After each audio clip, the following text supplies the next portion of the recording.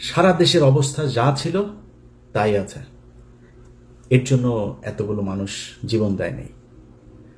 তারপরেও বিশ্বাস করি যে হয়তো একটা ভালো কিছু হবে, নির্বাচন হবে, নির্বাচনের পর একটা সরকার আসবে, সেই সরকার এই দেশের মানুষের জন্য কিছু করবে। আমি ডক্টর ইউনূসের যে সরকার, এই ইউনূসের সরকারকে আমি একটা ব্যর্থ সরকার বলবো। তিনি কিছু চাঁদাবাজ নিয়ে তারপরে তার আশপাশে তিনি একটা রাষ্ট্র চালাচ্ছেন। ব্যক্তিগতভাবে তার টাদাবাজির ব্যাপারে কিছু জানি না, কিন্তু একটা করাপ্টেড একটা গভর্নমেন্ট তিনি পরিচালনা করছেন। বাট ইউনূসকে আমাদের দরকার ছিল। এখনো পর্যন্ত ভারতীয় যে আগ্রাসন, এই গত কয়েকদিন আগে যুক্তরাষ্ট্রের সাথে যে কূটনৈতিক দর কষাকষি, এগুলোর জন্যই মূলত তাকে আমাদের খুব দরকার ছিল।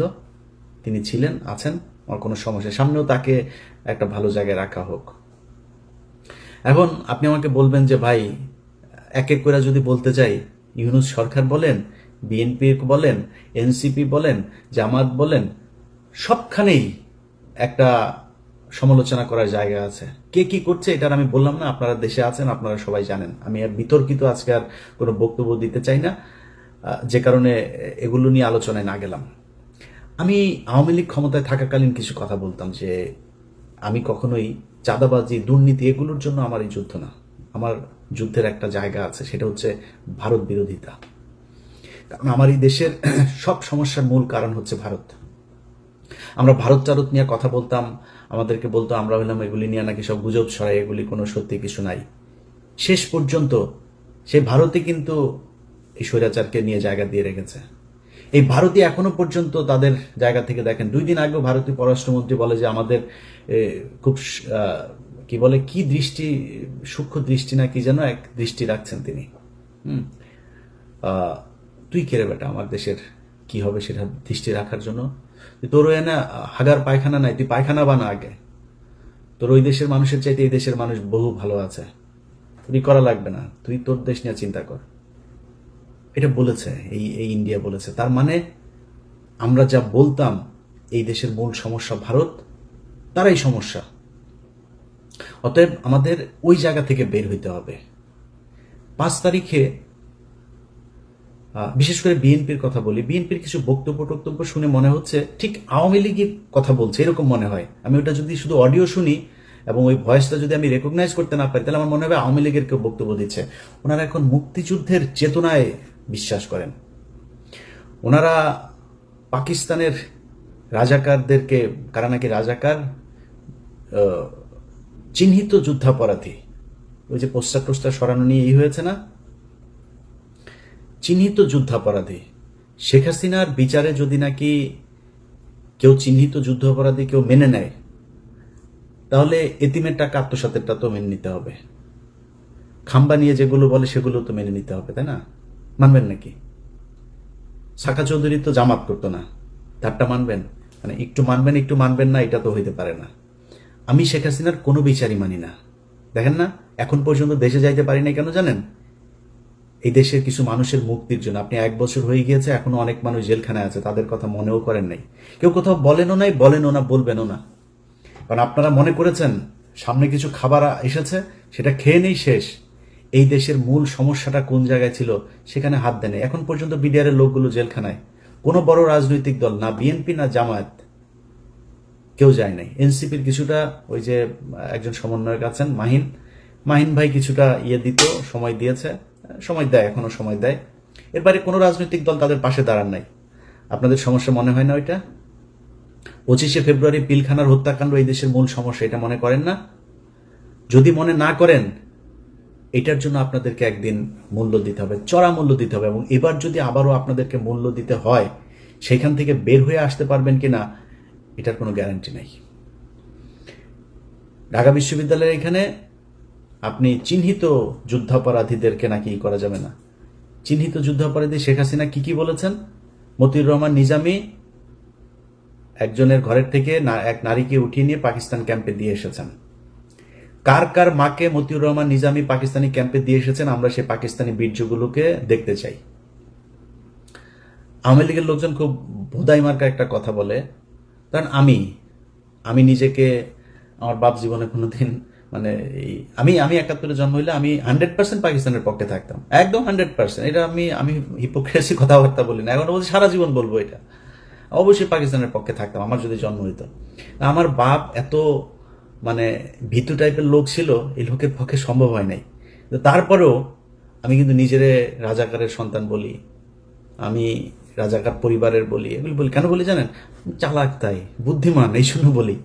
কারণ ধরেন আমার বাপ যদি রাজাকার হইতো, আমার বাপ বিভিন্ন ঘর থেকে বাঙালিদেরকে তুলে নিয়ে পাকিস্তান ক্যাম্পে নিয়ে আসতো, আমার বাপ তো সেফ থাকতো, কারণ আমার বাপ পাকিস্তানি লোকজনের সেবা করে, পাকিস্তানি লোকজনের ই করে। তাহলে কি হইলো? যারা তুলা দিয়ে আসলো, আওয়ামী লীগের লোকজনের বৌরে নিয়ে ক্যাম্পে দিয়ে আসছে না। যদি আমার বাপ রাজাকার হইতো তাহলে কি করতো? আমার বাপ তাহলে আওয়ামী লীগের লোকজনের নিয়ে, মহিলাদেরকে নিয়ে ক্যাম্পে দিয়ে আসতো। তো পাকিস্তান কারে বীর্য দিয়ে গেল? তোর মারে দিয়ে গেল।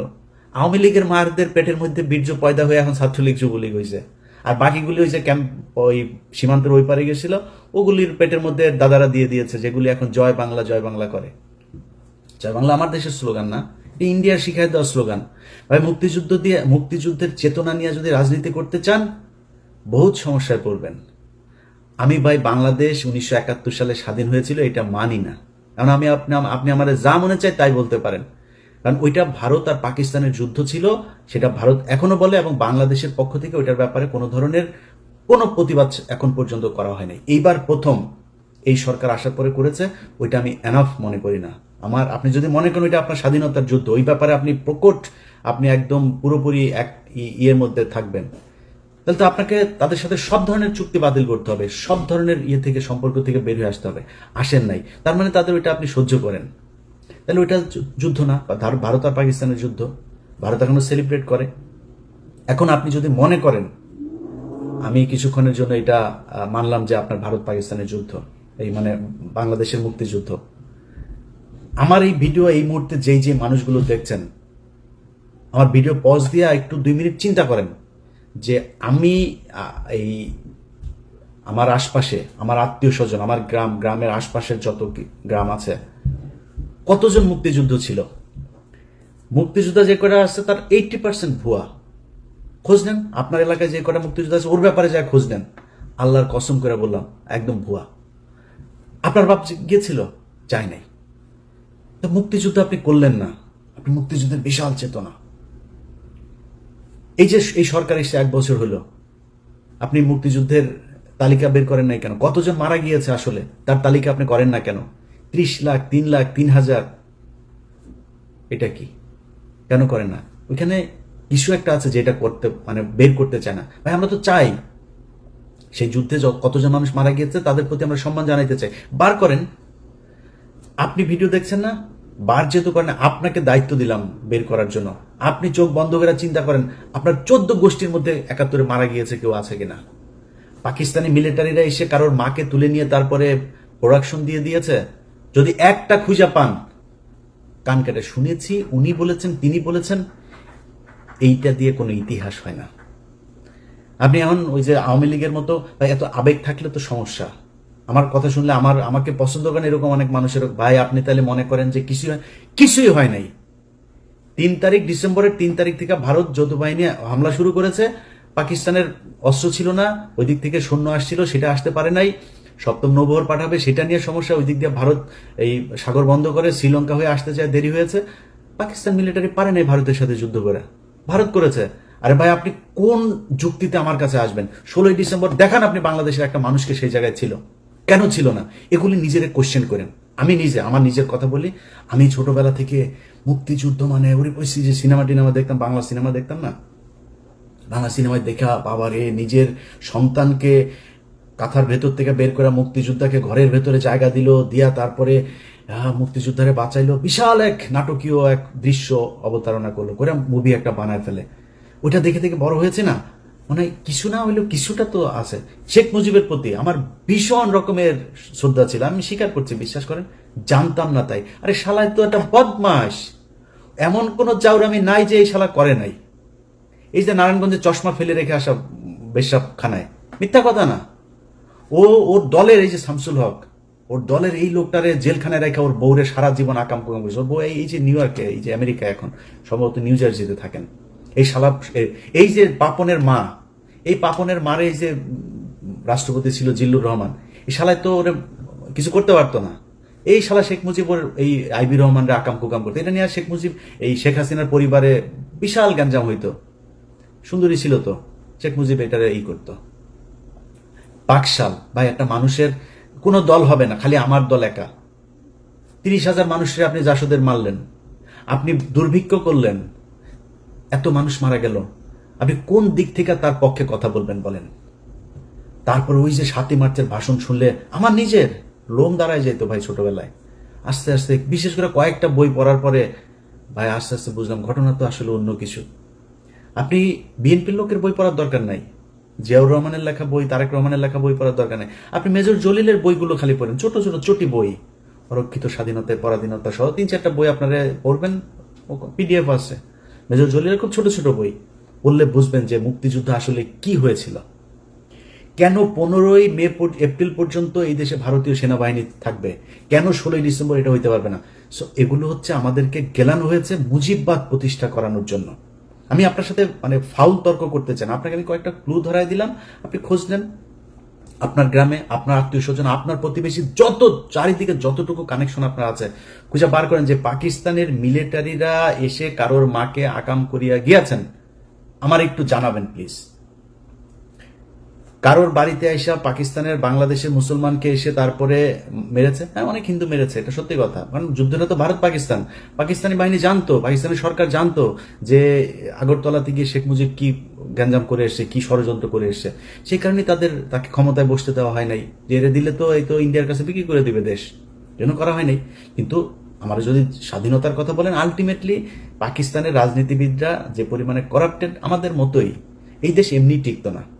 পাকিস্তান এখন দেখেন এখনো ভাগ হইতে যাচ্ছে, এই দেশ টিকতো না, ইন্ডিয়াও টিকবে না, টুডে টুমোরো এটা টিকবে না, আপনার বলে রাখলাম।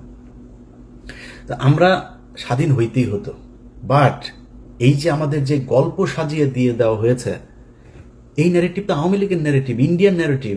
আপনি এখন এটারে করছেন স্বাধীনতার চেতনা, জাতীয় সঙ্গীত। ওই যে ছাত্র দলের সাধারণ সম্পাদক, ওর বাপ ছিল আওয়ামী লীগের নেতা, ওর আওয়ামী লীগের নেতা, ওর বাপের আওয়ামী লীগ এখন শিখাই দেয় তোমার ছেলেরে দিয়া তুমি এগুলি করবা। এই কালকে যে ছাত্র দলের ঢাকা বিশ্ববিদ্যালয় যেটা করেছে, এই করেছে, এই নাসিরের কারণে হয়েছে এটা, কারণ নাসিরের বাপ আওয়ামী লীগ নেতা, ও করবে না এটা।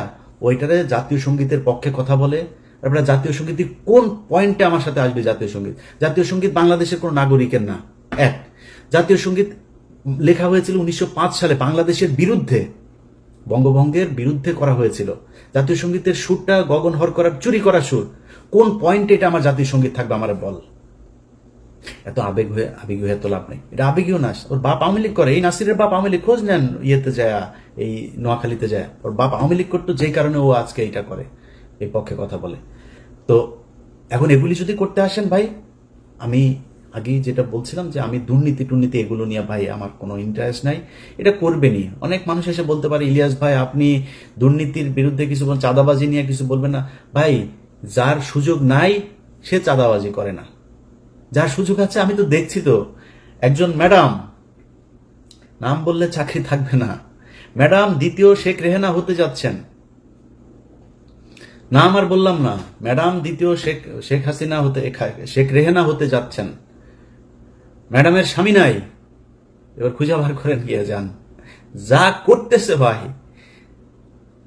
আমার এখন যদি নাকি আমি করতে যাই এক এক করে, যদি আমার কোনো বন্ধু থাকবে না ভাই, এত প্রেশার নিতে পারবো না, দরকার নাই।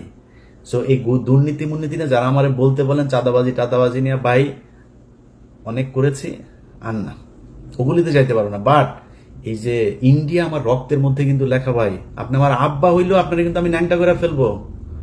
আপনি এই যে এই জাতীয় সঙ্গীতের পক্ষে কথা বলবেন, স্বাধীনতার চেতনা কথা বলে তারপরে মানুষরে ওই যুদ্ধাপরাধী ট্যাগ দেওয়ার চেষ্টা করবেন, পাশার চামড়া উড়ায় ফেলবো। দুই চোখে সরিষার মতো ফুল দেখতে থাকবেন। আপনার মতো কত বালছাল এগুলি, আপনার নেতাদের, কত বড় বড় নেতা ইলিয়াসের সাথে আইসা ভাই কিছু বলি না, বললে যদি চাঁদাবাজি নিয়ে কথা বলা শুরু করি, একটাও দাঁড়াইতে পারবেন না।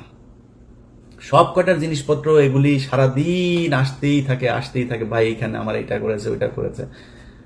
ক্যামেরা বসায় রাখা লাগবে না, আমার ইমেল থেকে যদি খালি উজাড় করে দেই তাহলে পদে থাকা নেতা একটারও খুঁজে পাবেন না। সব মির্জা আব্বাস এত টাকা পয়সা, ব্যাংকের মালিক, এখনো চাঁদার টাকার ভাগ নেয় সন্ধ্যায়, তো বাদ নাই তো কেউ। আর অনেকে নাম বললাম না, টেকনিক্যালি নামটা আমি করে যাচ্ছি। ছাত্রদের প্রতি আমার একটা ভালোবাসা আছে জুলাইয়ের কারণে, যে যত বালপাকনা কথাবার্তা বলেন ভাই সমস্যা নাই, এই ছাত্রদের কারণে আজকে মানে এই যে আলহামদুলিল্লাহ বললাম যে আল্লাহ অনেক ভালো রেখেছে আগের চাইতে, একমাত্র এদের কারণে। সো এদের প্রতি এই সম্মানটুকু সারা জীবন দিয়ে যাও। এদের সাথে ব্যক্তিগতভাবে অনেকের সাথে সম্পর্ক থাকবে, ভালো থাকবে না, বাট এদের ওভারঅল এই জুলাই যোদ্ধাদের প্রতি এই সম্মান, এটা আপনি দিবেন না সেটা আপনার ব্যাপার, আমি দিয়েই যাব। অনেকের কথাই বলছে না, কিন্তু চাঁদাবাজি টাদাবাজি এগুলো চলেই যাচ্ছে, বাট ওই জায়গাতে আঘাত করেন না, তাইলে কিন্তু সমস্যা হয়ে যাবে।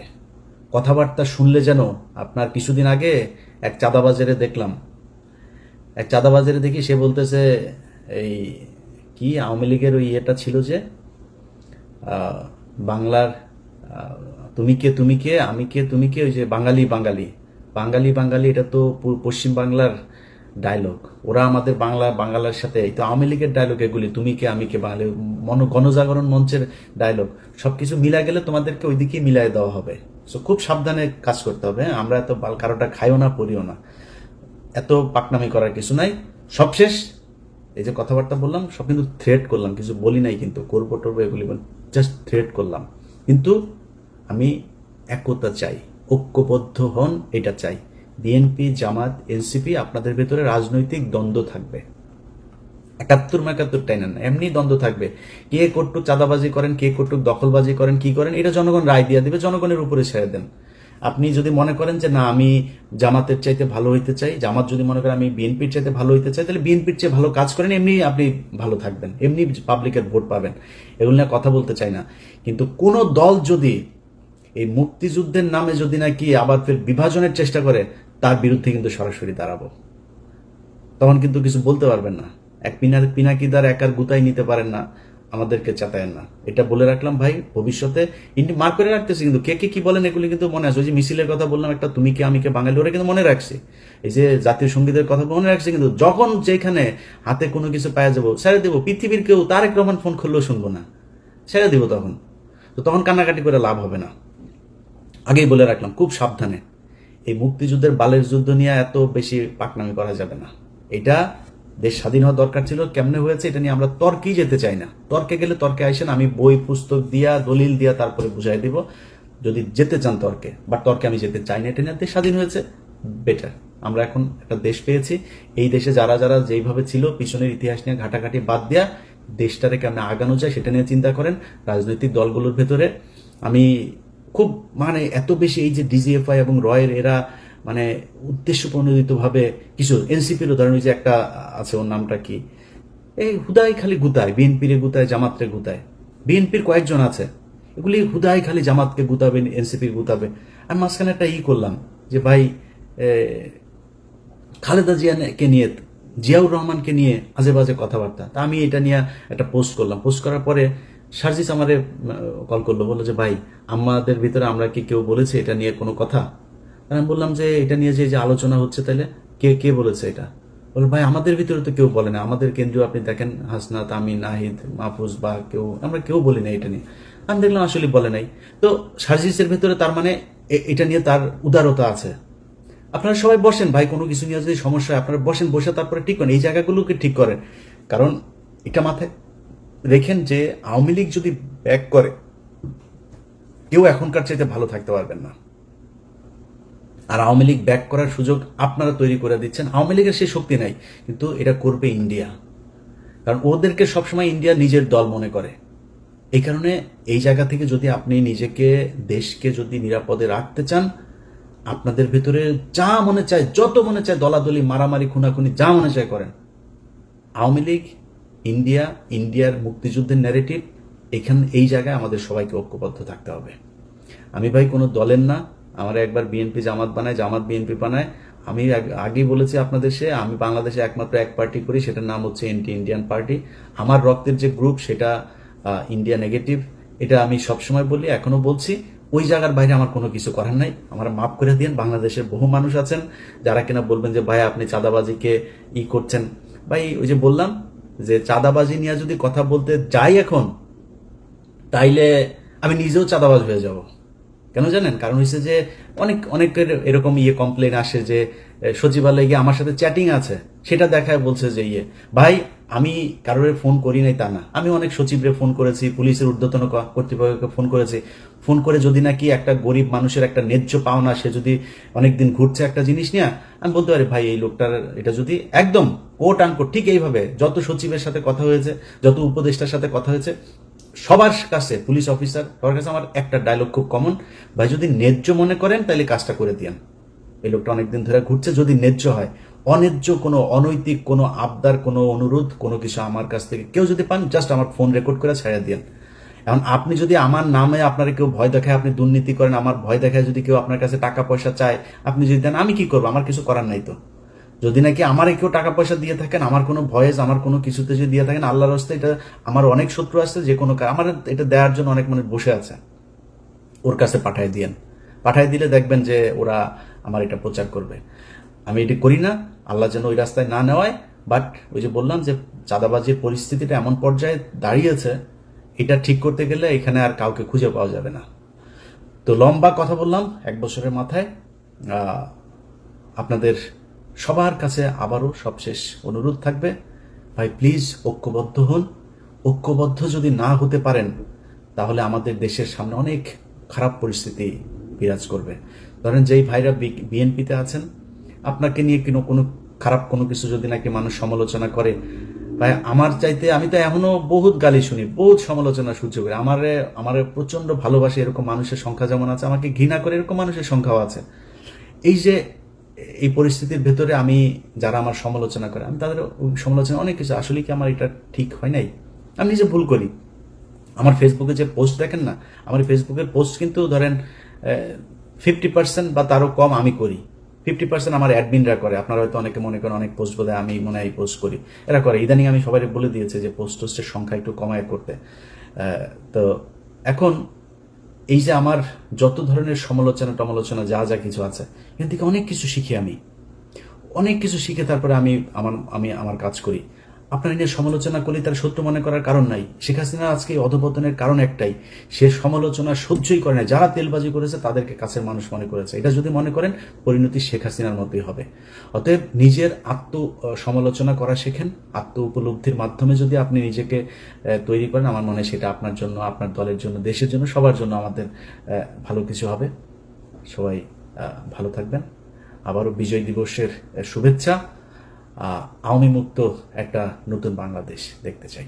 আল্লাহ হাফেজ।